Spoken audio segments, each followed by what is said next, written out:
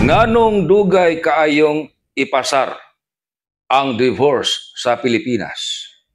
Nahibaw kita nga mayoriya sa mga Pilipino, apil na ato ang mga kongresista o mga senador, mga Kristiyanos, og dako og influence ngadto nila ang pagtulunan sa ato ang simbahan nga ang gihiusa sa Dios dili mahimo nga buwagon sa tao.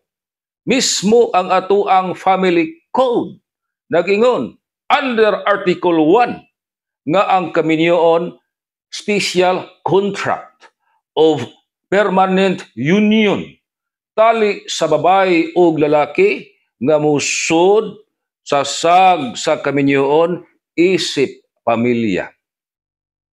Karon dunay mga hugon-hugon nga ipasar ang balaod sa divorce.